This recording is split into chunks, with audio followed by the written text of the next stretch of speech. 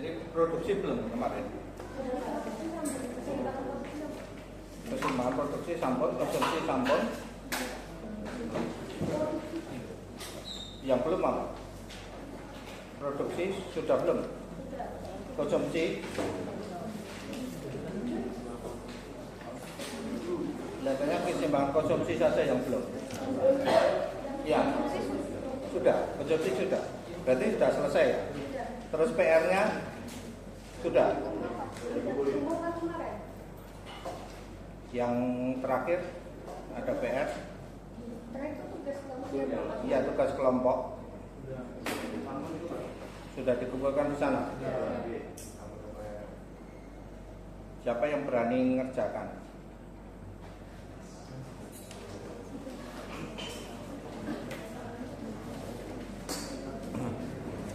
Saya tambahkan dulu ketika kemarin waktu kita biom itu apa? Materi apa itu?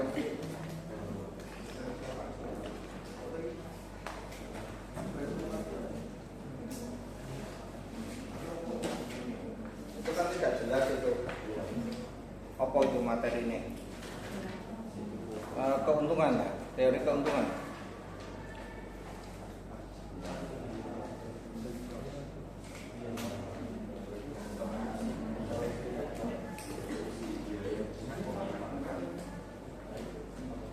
Posisi apa? Waktu itu Zoom itu apa? Kita bicara apa itu? Materinya apa itu? Karena saya merasa itu harus dijelaskan di depan kelas, maka saya sudahi dulu.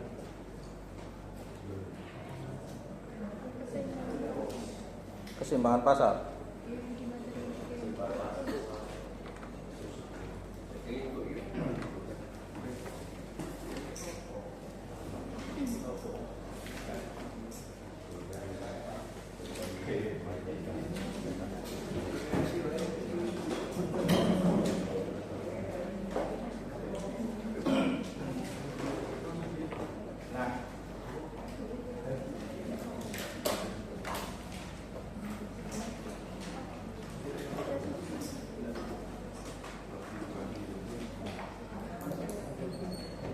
Ini ya, setiap kita bicara tentang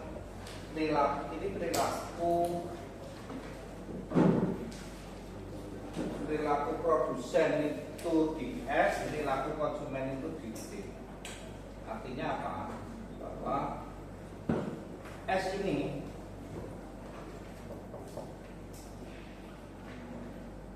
S itu dipengaruhi oleh PX, PG, G, PX, PG, S yang utama ini.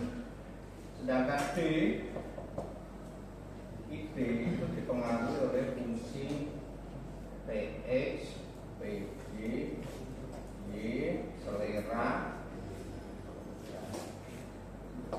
ekspektasi itu sama saja mempengaruhi dua-duanya. Nah,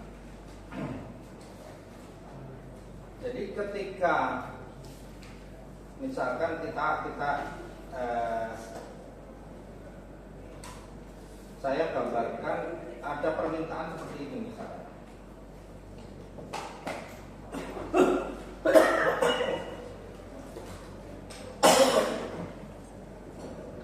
Pemerintah memberikan subsidi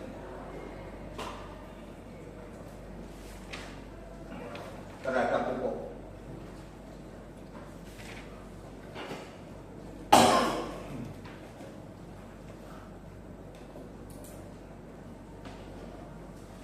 Sedangkan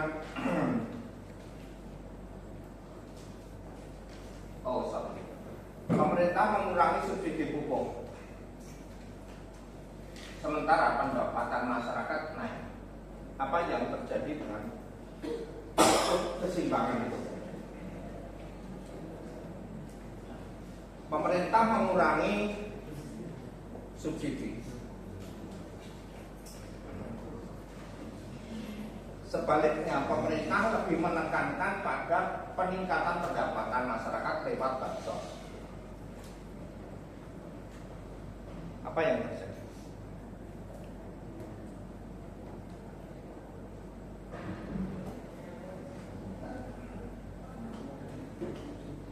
Yang bergeser upah apa? Karena apa? Karena subsidinya dikurangi. Berarti bergeser kemana? Kiri atas. Berarti ini bergeser ke. Yang ada di pemikiran kalian bahwa di fungsi ini ya, itu ketika kita bicara pertanian berarti sudah mengandung subsidi. Kita sudah mengandung subsidi. Jadi kalau subsidi pupuk misalkan dikurangi, maka dia kalau dikurangi berarti kan dia menggeser ke atas. Ya. Ini sebetulnya menjadi ST. Tapi oke lah, ini subsidi begini ya. Subsidi yang dikurangi itu bergeser ke atas. Kemudian QE ini adalah ES minus, artinya PE S minus, IES minus. Sementara ini ketika subsidi dikurangi, apa? Harga akan naik dari OPE menjadi OPES ya. Harga akan naik. Sebaliknya kemudian ketika D ditambah, pendapatan masyarakat bertambah, ini bergeser naik.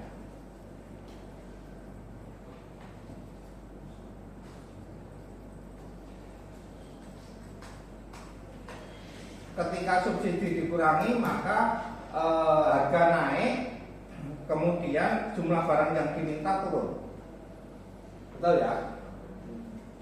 Nah, sekarang kalau subsidi pendapatan masyarakat naik, berarti dia akan bergeser ke sini.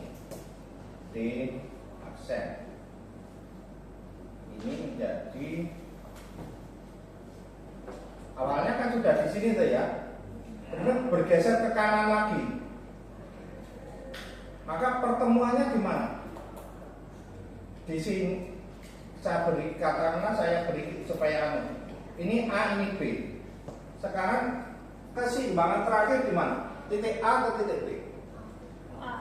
A. Titik A berarti PA ini adalah QA. QA ini adalah tempat kedudukan terakhir di mana subsidi naik, subsidi dikurangi, pendapatan masyarakat naik. Di mana OQA itu lebih kecil dari OQE, harganya lebih tinggi. Jadi pada posisi ini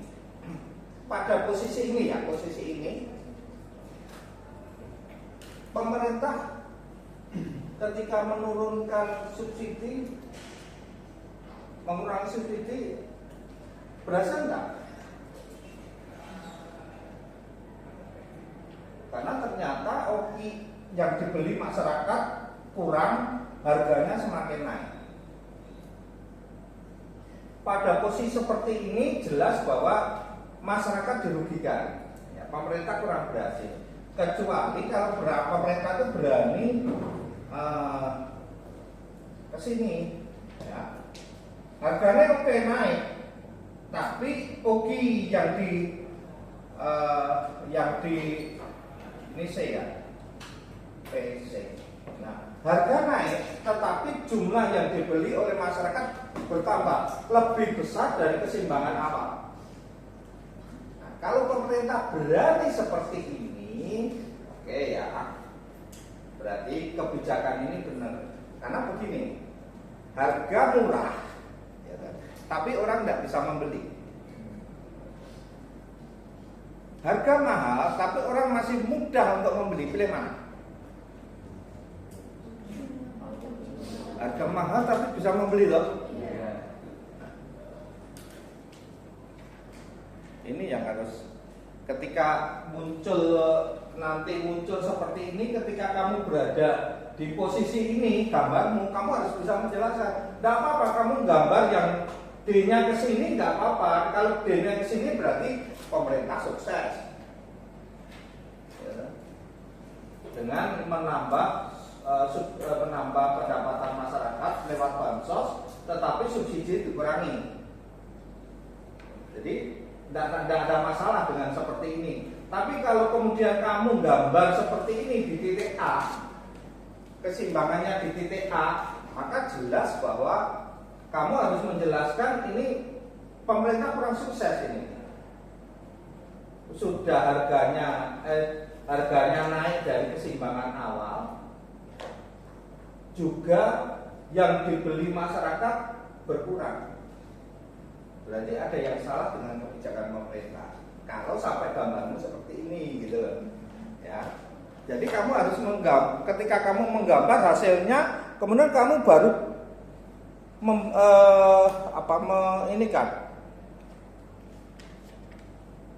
harus bisa menjelaskan.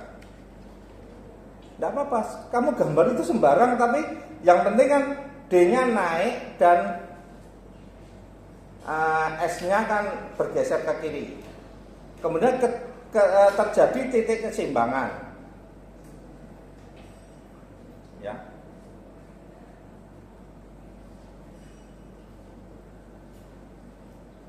Enggak paham.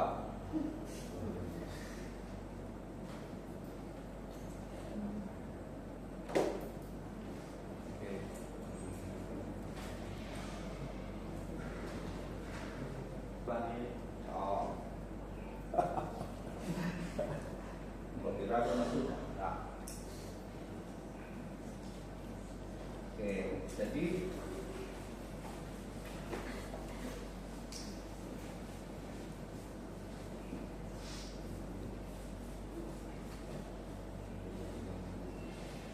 baju batik baru tren. Selera masyarakat terhadap batik meningkat. Nanti coba kamu gambar. Selera masyarakat terhadap batik meningkat. Satu sisi pemerintah mengenakan pajak terhadap batik.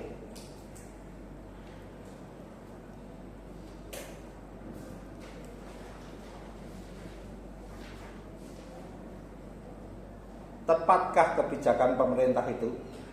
Coba berilah analisis.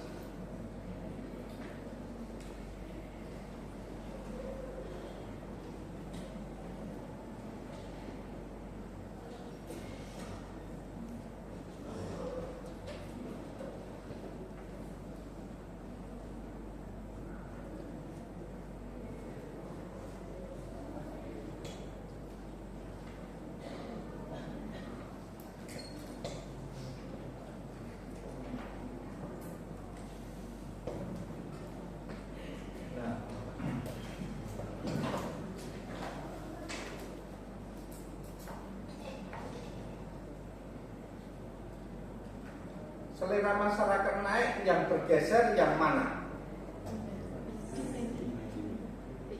Permintaannya ke kiri atau ke kanan?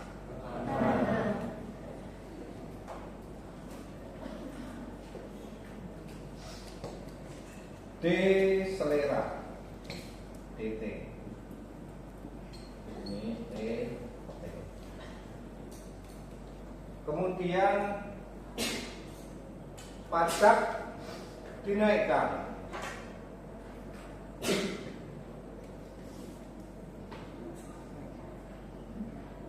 ST.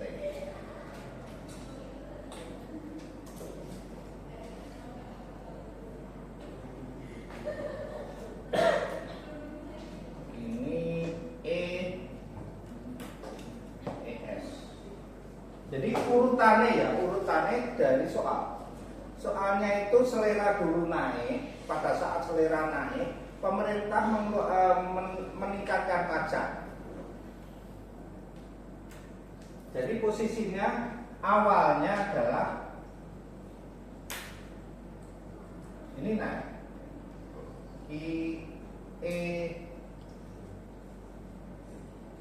satu selera kok S saya, T ini yang di sini ya pajak ya, ini S. Awalnya naik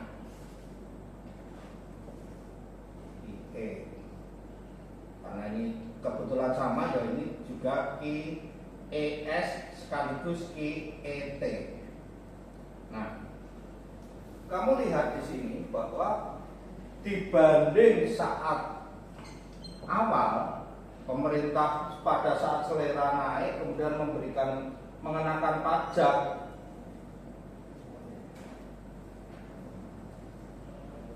maka yang terjadi bagaimana?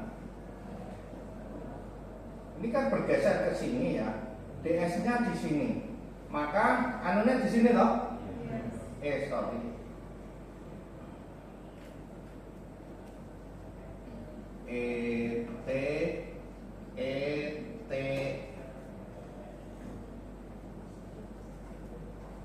ETS waktunya di sini.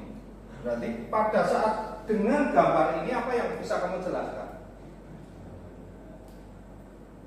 Ini IETS,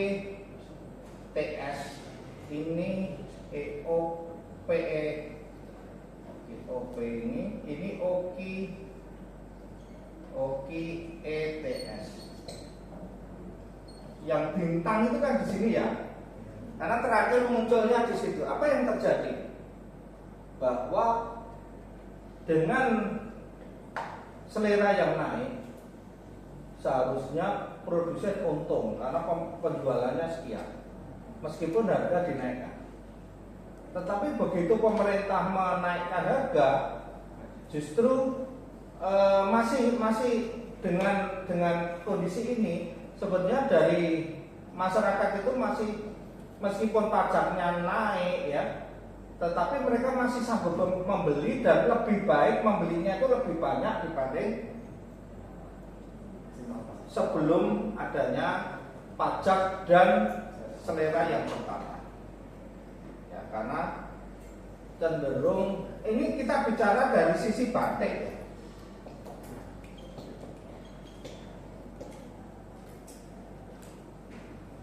Batik itu trade off ya dengan bahan makan mungkin. Jadi batik mereka konsumsinya batik bertambah tapi mungkin barang yang lain berkurang. Nah, di sini sebetulnya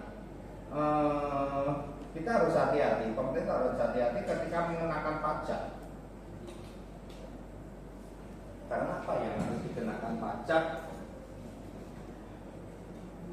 Yang setinggi-tingginya boleh. Pajak pemerintah itu selalu naik terus tanpa mikir. Karena apa? Jumlah barang yang dikonsumsi tidak pernah surut. Apa? Barang apa? Hah? Apa? Air. Air masih harus pakai persetujuan. Kalau PDAM kan naikkan harga kan persetujuannya dari DPRD. Apa? Bensin kowe mbok pundakke terus iso digebeki wong pemerintah gitu. Apa? Apa? Tanah ya sapa sing arep mundhake karena tetap hukum permintaan. Tapi ya tetap kita berlaku hukum permintaan, tapi yang pajak terus dinaikkan terus dan produsen juga tidak pernah rugi. Apa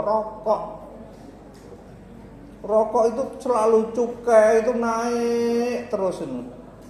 Karena dengan naiknya cukai ini sebetulnya rokok ini ekspor wae. Dalam negeri berkurang itu supaya kesehatan masyarakat bagus.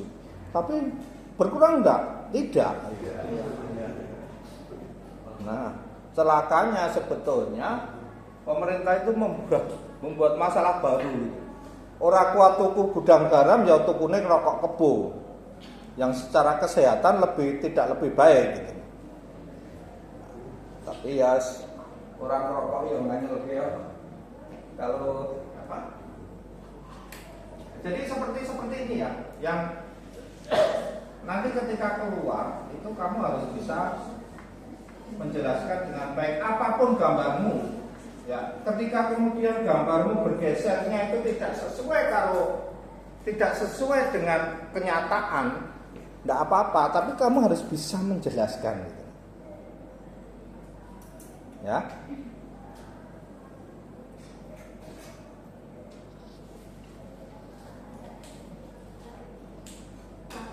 Ya. Kalau misalnya urutan soalnya itu berbeda dari ini, kayak dibalik itu, urutannya bakal sama atau enggak? Apa?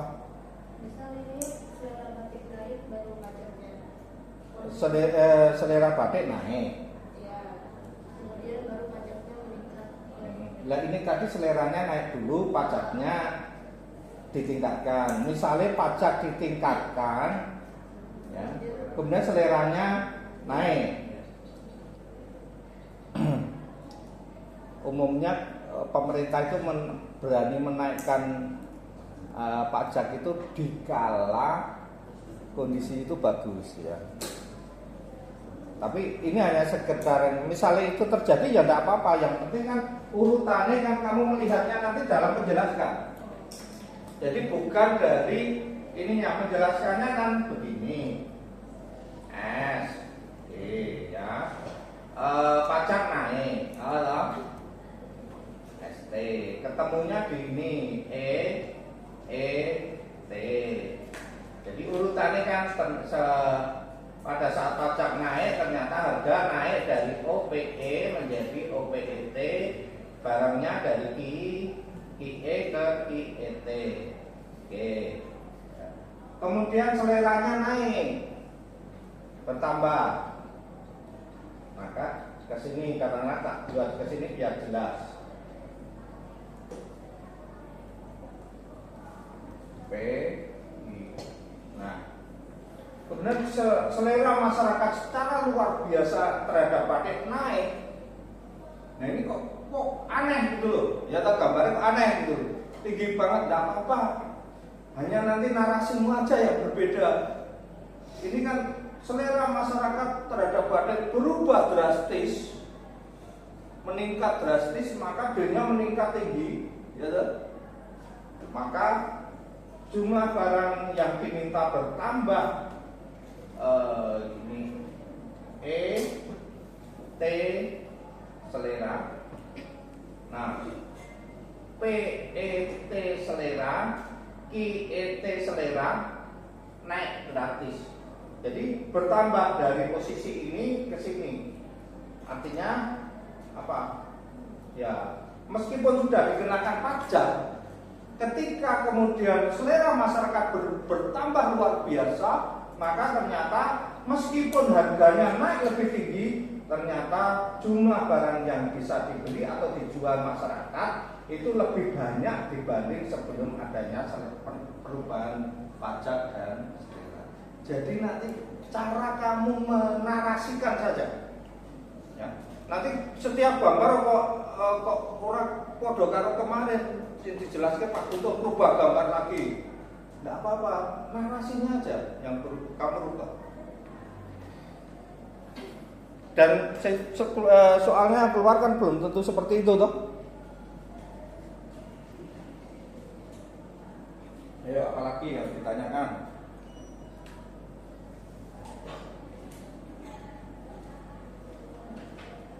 Ya. ET itu setelah dikenakan pajak. Keseimbangan pasar setelah terkena pajak, di mana harga naik, jumlah barang yang diminta atau ditawarkan berkurang.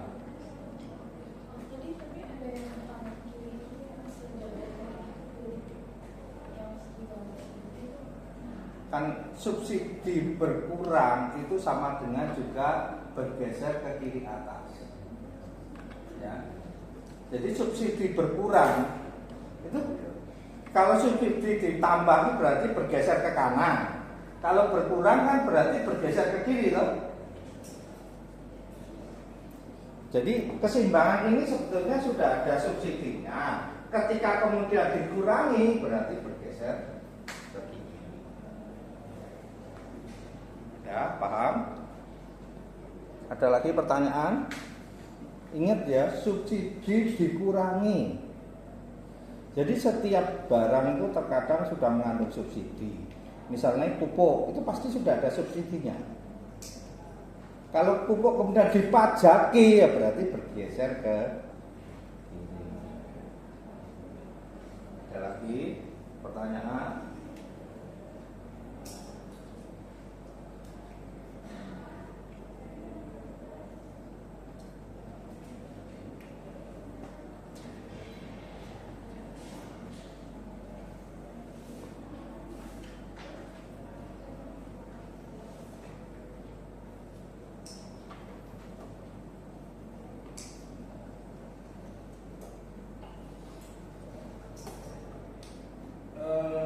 Minggu depan itu nanti kita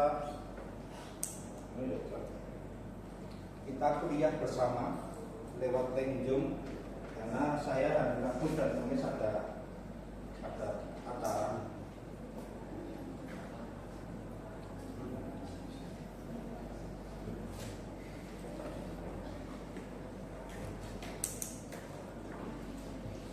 Oke, sekarang saya bebaskan. Tadi yang bertanya diberi nilai ya, ketua kelas saya.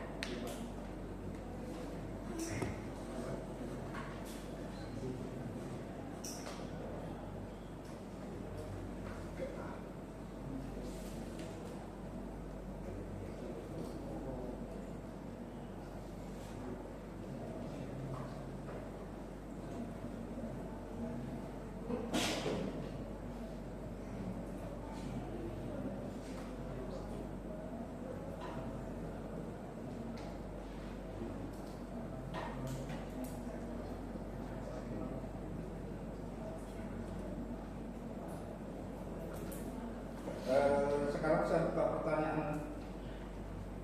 Kita diskusi apa yang ingin kamu tanyakan.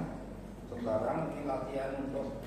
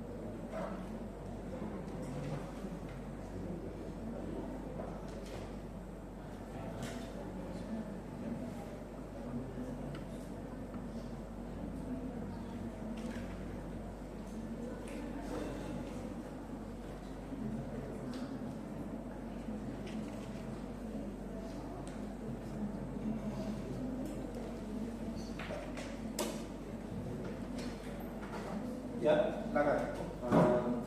Selain pajak, subsidi dan pendapatan, apa lagi yang dan selera juga apa yang mempengaruhi kurva itu bisa bergeser? Kan di awal sudah ini ya, Dx fungsi dari Px, gitu, Py, Y selera, kemudian ekspektasi terhadap Y, ekspektasi terhadap Px, ekspektasi terhadap barang lain. Ekspektasi itu begini. Jadi kalau misalkan pendapatan masyarakat, pemerintah mengatakan bahwa gaji pegawai negeri akan naik 2 kali lipat bulan depan. kira-kira harga barang sekarang naik atau turun atau tetap? Karena kan masyarakat baru gajinya baru naik yang akan datang, tapi harga sekarang ini sudah naik atau belum? Sudah. Ya toh? Ekspektasi dari ketika kita perkirakan harga itu naik, gaji itu naik, ya sekarang ini sudah naik. Buktinya ya kalau kamu misalkan pemerintah mau naikkan pendapatan itu pasti harga-harga sudah lebih dulu naik gitu. Kalau gini aja yang paling, kalau pemerintah mau menaikkan harga bensin, ada antrian enggak? Sebelumnya ada antrian toh? Nah itu menunjukkan bahwa ekspektasi harga barang akan naik, maka orang berduyun-duyun kinya naik. Nah, jadi seperti itu ya. Apalagi nah berarti nanti kalau di soal apakah ada angkanya gitu untuk enggak, berarti yang menentuin cuma seberapa yaitu nanti hasil akhirnya berada di posisi mana itu tinggal narasi kamu yang berbeda-beda. Jadi tidak ada yang sama karena gambarnya akan berbeda gitu loh. Pada waktu elastisitas kamu membuat elastisitasnya berbeda, otomatis kamu akan berbeda juga narasinya. Nanti misalkan begini ya, kamu membuat kurvanya itu ini S-nya, ini D-nya, kan akan berbeda dengan yang membuat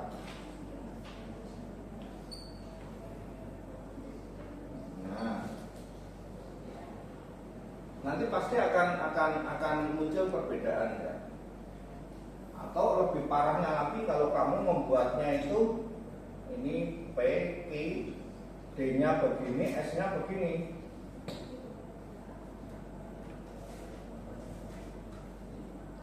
Pasti akan berbeda. Jadi hasil akhir gambar itulah narasi kamu yang kamu ucapkan di situ. Kamu analisis berdasarkan narasinya itu. Jadi itu akan soalnya sama, tapi kamu nanti akan kerjaannya akan berbeda-beda. Ya. Wah nek dimbok pas-pasne karo contohnya Pak Guntur, contoh di kelas ya ora apa-apa gitu loh. Gambarmu mbok pas-pas ke latihan saya gitu. Enggak apa-apa. Ayo, ada lagi?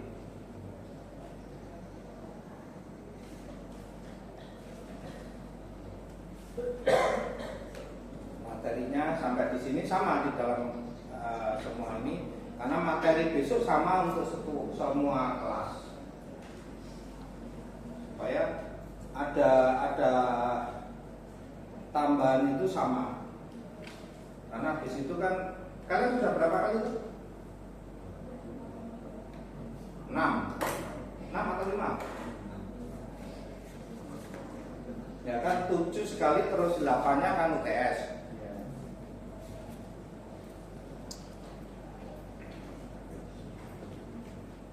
Pak, Ya. ada rekomendasi buku itu nggak Pak yang bisa buat belajar?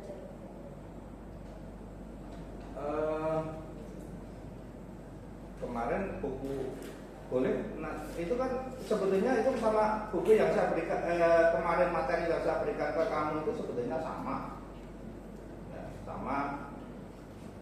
Itu sama bukunya Dumerik, persis. Jadi kalau seperti ini tadi yang saya berikan tidak ada. Ini buku yang membahas seperti ini tidak ada. Ya, ini kan saya hanya ketajaman analisa kamu saja yang saya angkat itu. Tidak ada bukunya. Cuman pemahamannya bahwa kalau D naik, kemudian ini kalau hanya bicara itu terus kamu relevansinya di dunia nyata tidak saya contohkan di ini, ya sama saja kamu akan hafalan. Tapi kalau begini kan narasi, nanti kamu bisa menarasikan, oh munggah mudun ini. Maksud saya begitu. Jadi bukan sekedar kamu apalan bahwa kurva D itu akan bergeser ke atas, ke bawah, ke kanan, ke kiri, S ke kanan, D ke atas bawah, S kanan kiri, tetapi juga kamu memahami maknanya di balik pergeseran itu. Dan itu tidak ada di buku.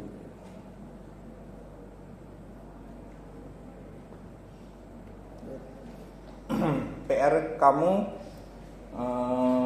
PR kamu adalah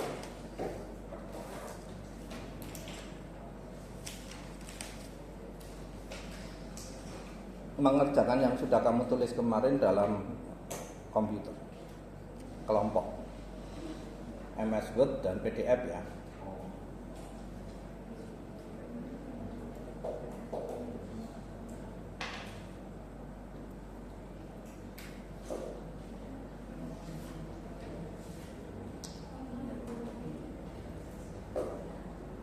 Ada pertanyaan lagi?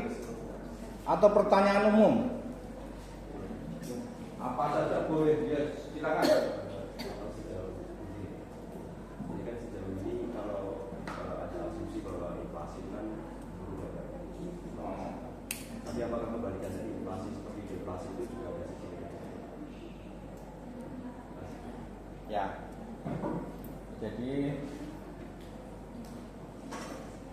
inflasi yang berlebihan itulah yang buruk ya. Jadi kalau inflasi berlebihan itu yang perlu. Kalau inflasi sedikit-sedikit itu sebetulnya tidak begitu menjadi masalah. Kan BI itu sudah menetapkan bahwa baik inflasi deflasi itu sudah di BI itu menetapkan ada jangan sampai lebih sekian dan jangan sampai kurang dari sekian. Deflasi juga begitu. Kalau deflasinya halus itu tidak popon, tapi kalau deflasinya terlalu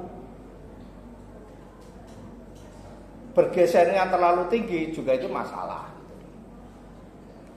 Kalau deflasi itu, kalau deflasi itu sebentar. Kalau inflasi itu yang dirugikan konsumen toh, karena harga mahal. Kalau deflasi yang diuntungkan siapa? Konsumen. Tapi produsennya bagaimana? Rugi toh. Nah, kalau kita tidak bisa menjaga keseimbangan itu dengan baik, ya repot gitu loh. Jadi kalau orang mengatakan bahwa nilai dolar ditekan serendah naik bahaya sekali, turunkan sampai Jokowi harus menurunkan sampai. Lah kalau diturunkan kan ada pengusaha kita yang ekspornya terus bagaimana? Yang importir barang seneng, tapi yang eksportir mati. Jadi kita kalau naik itu kembalikan, jangan misalkan dolar ya naik dari 14.000 ke 16.000. Pemerintah akan berusaha menekan, kembalikan ke 14.000. Bukan dikembalikan ke 12.000. Apa kalau sudah ke 12.000 langsung jadi bagus? Tidak juga gitu loh. Kembalikan ke titik keseimbangan. Kita harus memiliki, kita punya pedoman titik keseimbangan. BI itu sudah mempunyai titik keseimbangannya. Jadi kalau deflasi ya jangan sampai lebih ini, inflasi jangan lebih ini. Maka untuk menjaga itu, tapi biasanya yang dijaga, yang ketat itu inflasi yang dijaga. Maka BI itu ada TPID, ada tim yang namanya TPID, itu gabungan antara BI dengan pemerintah daerah untuk mengontrol inflasi di seluruh Indonesia. Cuman jeleknya tentang inflasi ini, yang diukur itu hanya beberapa kota besar, tidak seluruh daerah. Hanya sekarang patokannya berapa ya? Berapa kota besar ya? Saya lupa. Tapi misalkan ada 10 kota besar ya, Misalnya Solo itu yang dipakai sebagai ukuran itu Solo kota. Maka kalau ada harga barang naik di Wonogiri, bukan segera yang diatasi di Wonogirinya, tapi yang diatasi Solonya. Misalnya Solo dengan Boyolali ya, maka Boyolali dan Solo diatasi dulu supaya ini nanti tidak memacu inflasinya tinggi gitu loh. Ini sebetulnya kan justru itu menjadi masalah baru gitu loh. Yang bermasalah tidak segera diatasi, yang dijogo itu ya kota di mana perhitungan inflasi itu diadakan. Ini sebetulnya sebuah kekeliruan ya. Tapi ya, ukuran itu masih kok. Ini ukuran itu masih saja diterapkan itu. Ya sudah, akhirnya kebijakan tidak mau dikatakan bahwa misalkan Jawa Tengah diukur di situ, maka nanti sebagai standar di situ Jawa Tengah juga tidak mau dikatakan inflasinya tinggi toh. Berarti gubernurnya ora berhasil menekan inflasi, gitu loh. Ya, mereka kan pengen juga tetap ini tidak mau jelek dibanding dengan gubernur sebelumnya atau periode-periode sebelumnya. Terjadi penurunan karena inflasinya naik. Maka harus cepat-cepat menjaga daerah di mana perhitungan inflasi itu ada. Oke, pertanyaan yang bagus ya. Jadi deflasi itu kalau berlebihan juga tidak bagus. Pemerintah mampu menekan inflasi sampai deflasi 10% misalkan. Ya produsennya terus piye gitu loh. Kalau yang ditekan itu komoditas dalam negeri, misalnya harga Lombok turun berlebihan, seperti sekarang sayur mayur itu turunnya harganya gila-gilaan murahnya. Kayak tomat itu sekilo itu di tingkat petani itu hanya 1.500. Itu sudah tomat yang bagus. Kemarin itu saya beli di itu cuma saya berikan gitu. Kasihan gitu, petaninya gitu. Saya kemarin kapan itu ke Matese gitu, harganya begitu murah gitu ya, tak beli harga 2.000, terus tak berikan gitu tonggo-tonggo desa. Minimal kan di diiris-iris, dikei gula, dikei air panas kan enak. Ada pertanyaan lagi? Silakan. Ya. Itu yang inflasi berlebihan itu karena kan kayak sekarang harganya itu inflasinya hampir 100% lebih. Inflasi? Yang gara-gara apa itu? Yang berlebihan. Oh, Penyebabnya kayak dari sekarang 100% lebih. ya. Kalau bunganya naik secara luar biasa ya otomatis inflasi pasti naik juga gitu. Tinggi. Jadi dulu kan ketika tahun 98 itu kan terjadi krisis. Itu akibatnya bunga bank naik tinggi, kemudian dolarnya naik tajam, sehingga kan harga melambung tinggi. Nah, naik luar biasa itu karena disebabkan oleh seperti itu ya, kejadian seperti itu. Kalau deflasi karena memang bisa ditahan pemerintah, ya tidak akan naiknya, akan turunnya itu berlebihan. Tetapi kalau inflasi itu bisa karena faktor dari luar. Faktor dari luar yang secara luar biasa gitu. Misalkan yaitu kalau terjadi masalah di negeri lain itu kan nilai dolarnya kan naik tinggi gitu, 98 itu. Kemudian harga barang-barang otomatis kita impor barang kan mahal. Impor barang mahal, baik itu impor langsung maupun alat faktor produksi, sehingga kan barangnya naik, bunga banknya juga naik. Ya sudah, pasti inflasinya sampai pada level kita mencapai 60%. Brasil, Argentina waktu itu mencapai sampai ratusan, ribuan gitu. Karena mereka sudah tidak bisa lagi mengendalikan inflasi. Ya, karena seperti itu, maka kemudian terjadi jarak-jarakan di kalau inflasi membumbung terlalu tinggi, harga mereka tidak bisa membeli, ya akhirnya kan pasti terjadi penjaraan toh.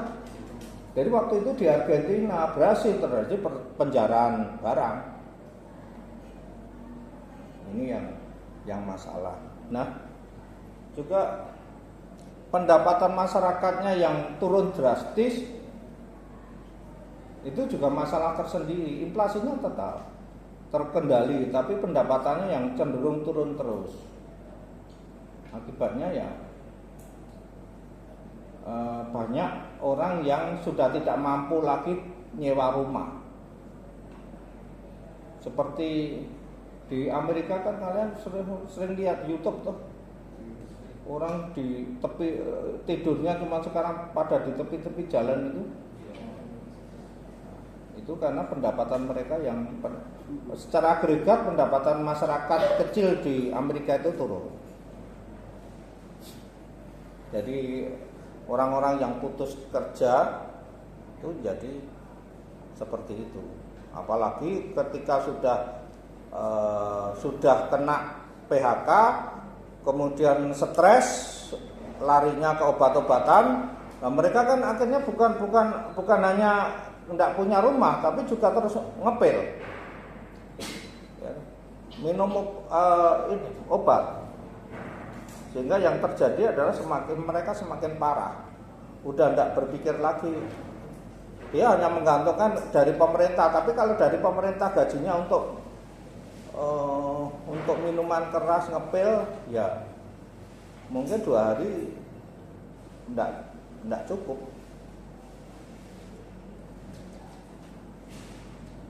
Ada lagi pertanyaan? Ya. Kalau suku bunga Amerika itu meningkat gitu kan Mbak, itu pengaruh Suku bunga di Amerika itu ditingkatkan gitu kan Mbak, naik ya. ya. Itu dampak ke Indonesia sendiri apa aja Mbak? Ya yang jelas karena kita masih tergantung dengan dolar, maka kalau the Fed itu naikkan suku bunga, Indonesia pasti naikkan suku bunga. Itu pasti. Ya. Celakanya kalau mereka naikkan suku bunga cepat-cepat, Bank Indonesia itu naikkan suku bunga. Tetapi kalau the Fed nurunkan suku bunga, maka perbankan Indonesia nurunkannya perlahan-lahan banget itu. Sidik. Itu kurang ajar. Perbankan Indonesia itu seperti itu. Sama sekali tidak mau rugi. Padahal untungnya sudah luar biasa. Kan di tempat lain bank itu kan bunganya kan Jepang itu kan malah minus. Deposito itu minus. Sekarang sudah plus ya, tapi plusnya itu hanya 2%, 1%, 3% itu di. Lah Indonesia itu berapa depositonya? Mereka minjamkan uang itu bunganya berapa? Total kalau di total itu bisa 10 sampai 12%. Kemudian setiap transaksi semua harus bayar. Kemudian asuransi, ya miliknya sebetulnya asuransi itu kan miliknya bank itu sendiri toh. Sehingga sebetulnya perbankan Indonesia itu luar biasa mendapatkan fasilitasnya. Ya kita saja kadang-kadang terlalu bodoh, termasuk saya. Bedino ngambil ATM ini, kan itu biaya. Ngambil 100.000, kalau saya kasihan kalau yang ngambil 100.000 itu kan ngambil berapapun kan kena 6.000 kalau tidak di banknya sendiri. Ngambil 100, 1 juta ya kena 6.000. Lah kalau orang kampung itu kena 6.000 itu kan 6% tuh ya. Nah itu ya, jadi hati-hati. Maka sekarang kan alhamdulillah sudah bawa pakai transaksi digital itu lebih bunga biaya transaksinya kecil itu. Kris apalagi tuh macam-macam tuh. Ada lagi pertanyaan? Tadi dicatetin loh ya ketua kelasnya. Ya. Rapopo. Dari kemarin itu diberitakan kalau ibu kota Indonesia mau dipindahkan dari Jakarta ke Kalimantan ke Ya. IKN. Ya. Nah itu bagaimana ya dampaknya terhadap perekonomian Indonesia? Apakah pusat perekonomiannya juga akan berpindah ke IKN? Ya. Perpindahan itu lebih ke perpindahan pusat pemerintahan. Kalau ekonominya Jakarta tetap menjadi sentral ekonomi Indonesia tetap di Jakarta, Surabaya ya. Tetapi kalau pusat pemerintahan bergeser ke sana. Ini sebetulnya kekhawatiran saja yang itu pasti terjadi, tapi kapan kita tidak tahu. Kalau terjadi gempa bumi besar yang di atas 9 skala Richter itu pasti Jakarta luluh lantak. Nah, kalau itu terjadi, kalau pemerintahan masih di situ, ya langsung kita lumpuh. Pemerintahan kita lumpuh, maka ya kita pindah. Tapi itu sebetulnya pusat pemerintahan. Nah, apakah nanti DPR-nya mau pindah atau tidak ya? Karena kan DPR-nya sampai sekarang belum mau menyatakan tidak mau pindah. Tidak mau pindah bukan apa-apa, karena apa? Di sana tidak ada fasilitas kesehatan, nek loro piye, arep hiburan ya tidak ada, belum komplit, rumah sakit belum komplit. Jadi mereka itu hanya karena itu gitu loh, belum pindah itu. Sebetulnya kan itu bisa menyusul, tapi ya sudah, itu haknya mereka seperti itu.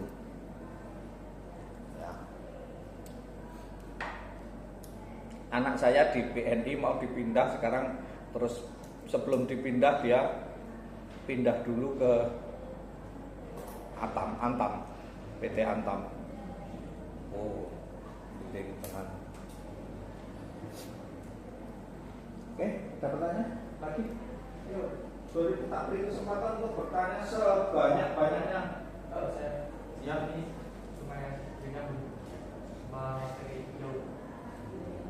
Apa? Sebenarnya beberapa belakangan kan dibilang bahwa negara maju itu sudah mulai menuju kebangkrutan.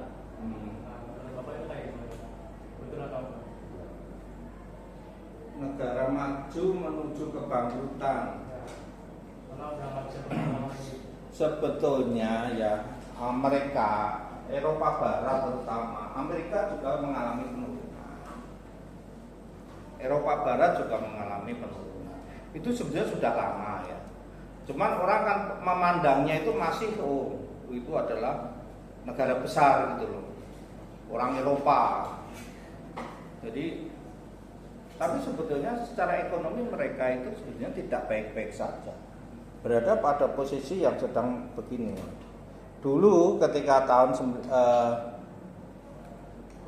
2010 itu sebetulnya kan Spanyol, Portugal, Belanda, Yunani itu kan pasti bangkrut kalau tidak ditolong Inggris. Sekarang Inggris sudah tidak mau lagi menjadi sapi perah. Dia keluar dari Uni Eropa. Sehingga mereka kalau terjadi lagi kasus besar seperti tahun 2010 di mana terjadi goncangan ekonomi secara besar, ya banyak negara itu yang kan runtuh. Jadi sebenarnya tidak baik-baik saja, seperti Amerika tidak sedang baik-baik saja. Terbukti apa? Negara kan masyarakatnya kan banyak yang bergelimpangan seperti itu sebagai indikator atau itu. Berarti kan daerahnya sudah tidak aman lagi. Kemudian pendapatan masyarakat berarti sudah menurun, PHK-nya juga besar-besaran. Ini kan indikator bahwa mereka tidak sedang baik-baik saja. Tapi kalau bangkrut kayak Amerika tidak mungkin. Kalau bangkrut mereka lebih baik ayo mati bareng. Yo. Kalau resikonya dia sampai pada posisi itu ya ngetokne nuklir itu. Ayo Indonesia. Kowe bantu bantu tak bom. Artinya bahwa kayak Amerika itu sulit ya untuk bangkrut gitu sulit. Tapi kalau kalau dia kehidupan masyarakatnya semakin lama semakin menukik, lama kelamaan dia tidak bisa memberikan jaminan sosial. Nah itu yang dikhawatirkan, kalau mereka tidak punya jaminan sosial lagi, kemudian dia punya senjata, bebas menguasai senjata, apa yang terjadi? Terus pasti kerusuhan tuh. Itu yang terjadi. Kalau beberapa negara ya Inggris, Perancis, Australia, Jepang masih baik-baik saja. Kalau Cina kan sudah posisinya kan memang pada posisi yang semakin bagus, semakin menggeser peran dari Amerika dan sekutunya Cina ya. Oke, ada lagi pertanyaan? Ya. Kalau materi tadi saya mau tanya, kalau pajak naik itu apakah sama dengan subsidi turun? Apa itu kasusnya sendiri-sendiri? Sebetulnya kasusnya sendiri-sendiri, cuman perilaku pergeserannya yang sama. Jadi misalkan ini kan subsidi pupuk, misalkan ini, subsidi pupuk per kilo itu Rp50. Sekarang saya kurangi menjadi 30. Berarti sama saja kalau dia itu kan per unitnya diberi pajak 20 toh. Sebetulnya kan sama. Mengurangi itu cuma bahasa lain saja, bahwa mengurangi subsidi berarti digambar itu juga akan menggeser ke kanan. Dikenakan pajak juga menggeser ke kanan. Sebetulnya pemahamannya hanya seperti itu.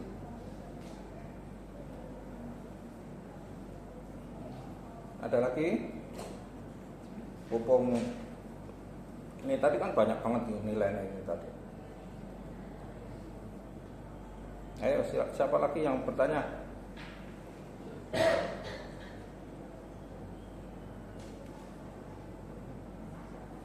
Bertanya 2 kali ya ora apa-apa, nanti biar dicatat karo ketua kelasnya 2 kali.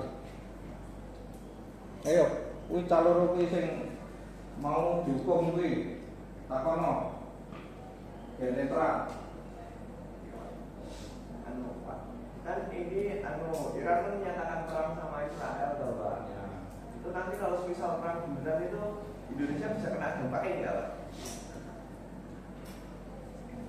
Ini sebetulnya menjadi masalah besar ya. Ketika Iran mengancam menyerang Israel, itu kan Indonesia jelas-jelas kan membantu Palestina. Maka seolah-olah Indonesia itu menjadi pro Iran. Pro Iran itu berarti pro Rusia, pro Cina. Akhirnya musuhnya siapa? Yang musuhnya Amerika, Inggris, Australia. Yang gede-gede ya, yang besar-besar itu. Nah, bisa saja Australia itu langsung ngancam Indonesia. Tapi begitu Indonesia diancam, itu langsung pasti Cina sama terutama Rusia pasti langsung kapal perangnya langsung bergeser ke Indonesia. Karena apa? Mereka itu sebetulnya Amerika itu kan masih punya keinginan untuk mendapatkan emas dari Indonesia di Timika ya, gantinya Freeport. Jadi kalau misalkan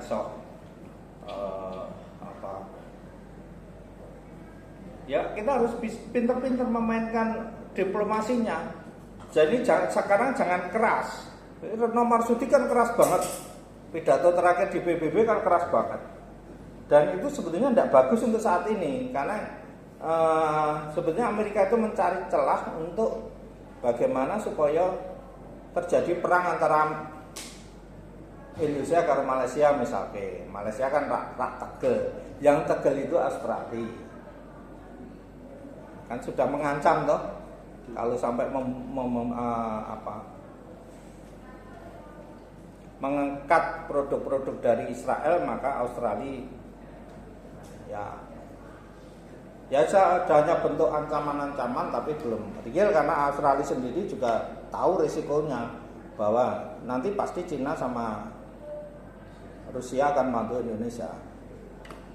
Nah, jadi kita itu sudah dipojokkan untuk berada di posisinya Cina dan Rusia. Ya mau tidak mau, karena apa? Cina itu investasinya di sini besar sekali gitu. Dan kita bukan, di sekeliling kita itu negara persemakmuran. Malaysia, Singapura, Australia itu negara persemakmuran. Kalau kita persemakmuran aman. Tapi kalau tidak, berarti kan kemungkinan ada gesekan, kan ada wong jenenge wong tonggo. Tonggo itu padu itu mesti gitu loh. Masalah bal-balan itu sudah dipadu gitu loh. Jadi ini yang menjadi masalah itu kalau kita terjadi gesekan, baik itu Malaysia, Singapura atau Australia, itu resikonya adalah bisa saja berubah, eskalasi perang itu menjadi cepat kalau di sini, karena kepentingan ekonominya gede banget. Kalau perang itu ya, itu kesempatan untuk membuang bom-bom yang sebetulnya sudah harusnya dipendem ya. Tapi saat perang itu pokoknya yang penting dihitung. Tek nenggon hitungan kan komputer dari misalnya Arab gitu ya, waktu perang dengan Irak gitu. Langsung dihitung nih loh, itu kemarin yang saya keluarkan adalah sekian peluru kendali, ini dihitung regane sekian. Nah, tinggal dijumlahkan, dinilai, upah perangnya juga dinilai, akhirnya membengkak, jadi yang harus dibayar oleh Arab. Kalau Indonesia dibantu Cina apa ya begitu? Ya sama gitu loh. Belum tentu bahwa yang di peluru yang ini kan meledak, ya belum tentu. Paling yang penting hitungannya ini mencelat itu dihitung ongko gitu. Jadi bahayanya di situ. Jadi makanya kayak kalau perang itu tidak ke peluru, tidak nuklir gitu, itu Amerika, Rusia gitu seneng banget itu, karena langsung devisanya naik. Tapi ya sing dibantu aja kere gitu loh. Nek kok dibantu Timor Leste ya apa gunane gitu loh. Mereka ditawari arep go mangane ra kuat kon bayar pesawat yang jatuh, peluru kendali yang ditembakkan karena mungkin. Karena Indonesia kan ya kalau kamu tidak kuat bayar, berarti tolong izinkan aku untuk ini tak kuasai gitu loh. Prepot balik noneh yang aku, kan begitu gitu loh. Bagi Rusia ya kamu tidak bisa ya, aku ada kilang minyak yang masih tersembunyi, tapi Rusia sudah tahu tempatnya di mana. Itu kayak aku ganti biaya perangnya, selesai. Jadi kalau dengan Indonesia mereka berduyun-duyun membantu, karena bukannya mereka sahabat terbaik kita, bukan, karena ada kepentingan ekonomi di situ. Oke. Nah itu pergesekannya itu kan karena tetangga ya, dan yang rada berbahaya dengan Israel ini, karena kemarin Australia juga sudah warning ke Indonesia, jangan di blokade, jangan melakukan blokade terhadap barang-barang yang berasal dari Israel. Itu sudah sinyalnya seperti itu. Ada lagi? Jangan pertanyaannya bagus-bagus baca. Ya. Ada orang yang kaya banget, ada juga orang yang miskin banget ya, di tinggal jalanan. Itu kenapa tingkat kesenjangan ekonominya bisa drastis seperti itu? Padahal kan Amerika merupakan negara maju. Ya. Kalau dulu kesenjangan mereka itu kecil, tapi seiring berjalan waktu, karena yang kecil ini terus meroket naik banget, sedangkan yang di sini itu tetap, kemudian ketika mereka produk-produknya mereka kalah dengan Cina, ya produk Amerika itu kalah dengan Cina, maka banyak PHK. Nah, ketika banyak PHK, daya beli masyarakat turun. Ketika daya beli turun, mal-mal banyak yang tutup, PHK semakin merajalela ya. Akhirnya apa ya? Mereka tidak mendapatkan tidak mendapatkan kerja. Kalau jumlah tenaga kerja yang PHK terlalu banyak, pemerintah juga Amerika juga kewalahan untuk menyediakan pekerjaan baru. Ya, mereka tidak terbiasa untuk misalnya menjadi penjaga orang tua. Sebetulnya kan masih banyak. Jadi nurse juga masih banyak, tapi mereka tidak terbiasa untuk itu. Sehingga peluang kerja itu terbuka bagi orang Asia sebagai nurse, sebagai orang untuk penjaga orang tua. Tapi itu bukan pekerjaan yang digemari oleh orang-orang Amerika meskipun mereka melarat sekalipun. Itu ada gengsi gitu. Jadi batur itu tidak mau gitu loh mereka. Kan dididik mereka itu harga dirinya tinggi. Apa aku misalkan yang butuh itu orang Cina, masa orang Amerika jadi bature orang Cina di Amerika sana? Kan jelas tidak mau. Paham ya? Ada lagi? Ya. Kenapa Cina itu sudah menjadi negara yang maju sekali sama menyaingi Amerika, bahkan dari teknologi, investasi seperti itu, strateginya apa?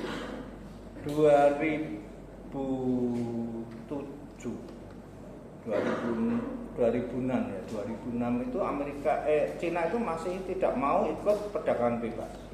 Artinya dia belum siap untuk bertarung di pasar bebas. Itu 2006, 2007. Nah, kemudian tapi dia siap. Kemudian seluruh pengusaha di dunia ini yang berasal dari Cina dipanggil ke Cina. Oke, seneng naga kembali lagunya. Mereka nyanyi naga kembali dijamu sama waktu itu Deng Xiaoping apa siapa yang PM-nya. Nah, itu dijamu. Tapi begitu ini kan dia sudah tahu, pemerintah Cina sudah tahu kamu asetmu berapa. Kamu harus meminjami pemerintah Cina sekian. Ya, pinjami. Oke.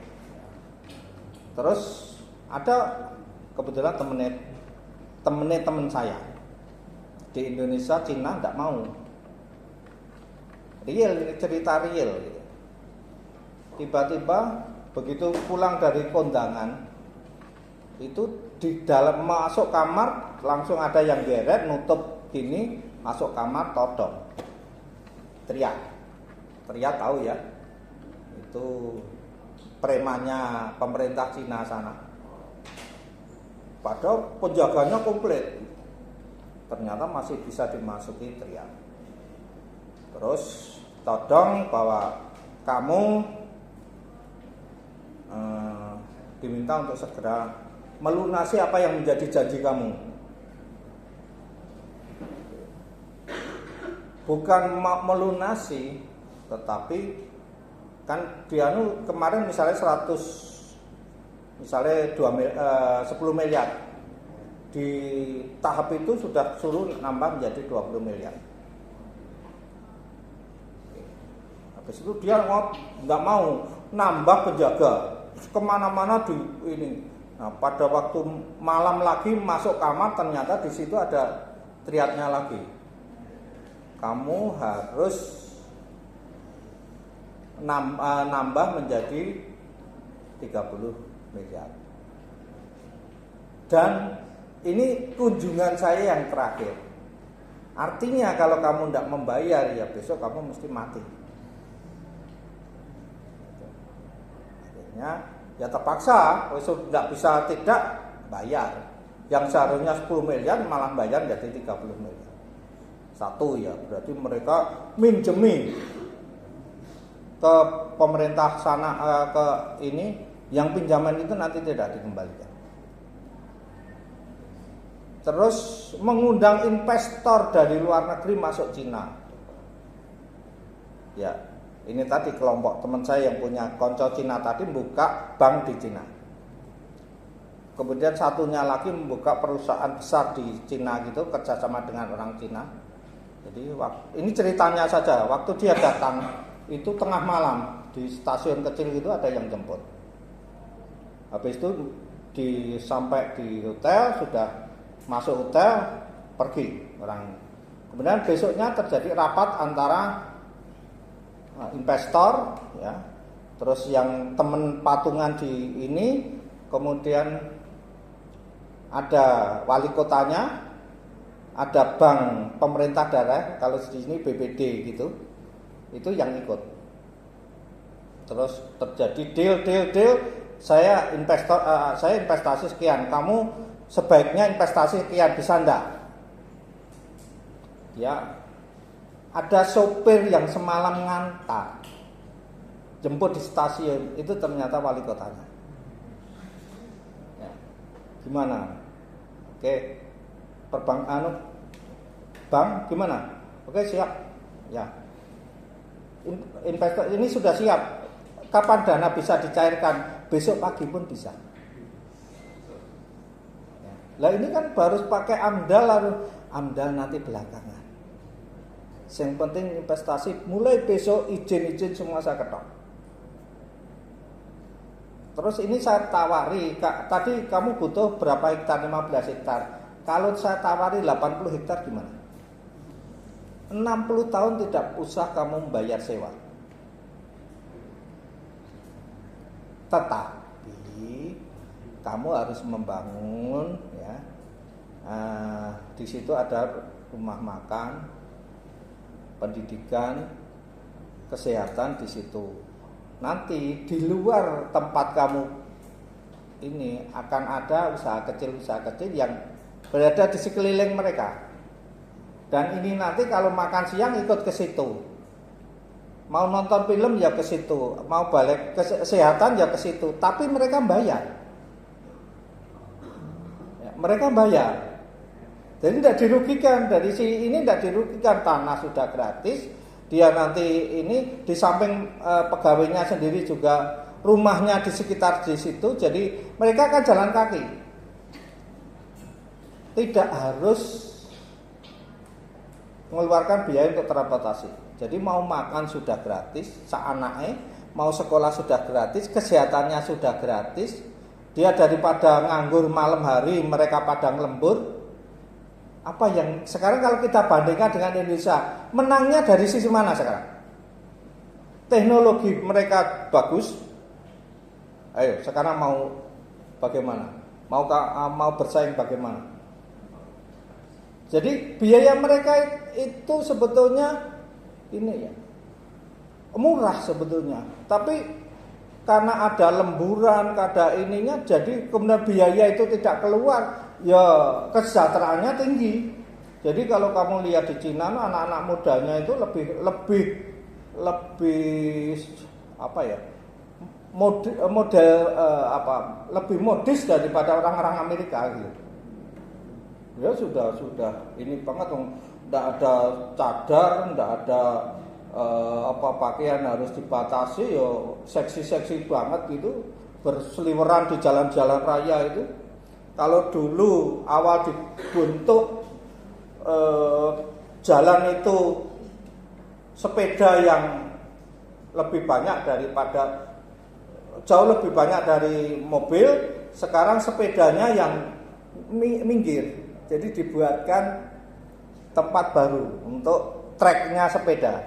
Sepanjang jalur itu dibuat trek sepeda motor. Yang tengah itu mobil penuh itu. Jadi yang ini ya, dari 2007 2006 sampai sekarang hanya berapa tahun bisa merubah seperti itu. Maunya Jokowi melu-melu gitu loh. Ada kawasan industri, karepe itu begitu gitu loh. Seperti itu contohnya gitu loh. Jalan-jalan raya gitu loh. Ya waktu dibuat itu ya Yang melintas itu ya kebo, macan gitu itu. Demikian juga di Papua kan malah yang jalan kaki itu lebih banyak melintasi ini. Kalau itu sebetulnya bukan hanya sisi ekonomis, tapi juga sisi balas jasa. Berapa triliun, berapa ribu triliun dana dari Papua yang dikeruk ke kita. Balas jasanya apa? Itu sebenarnya balas jasa. Sehingga bagaimana supaya antara Papua dengan Jawa itu satu harga. Bensin ya regane padha begitu lah. Kalau dulu kan belum anunya tinggi sekali. Oke ya. Jadi seperti itulah Cina. Mengapa dia bisa, dan dia terus pabrik-pabrik memang genjot untuk memproduksi teknologi yang semakin lama semakin canggih.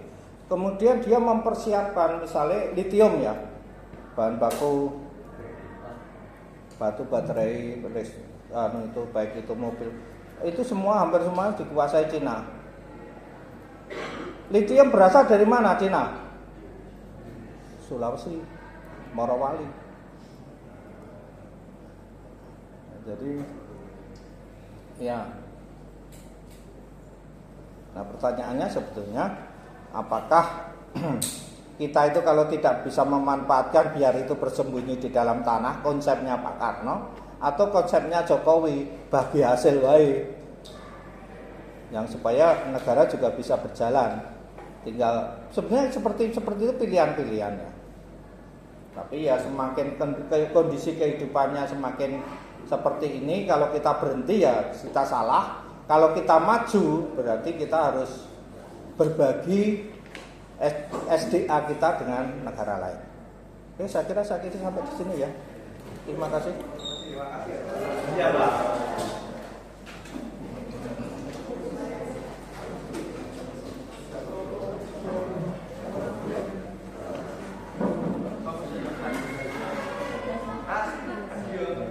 Selamat siang, assalamualaikum.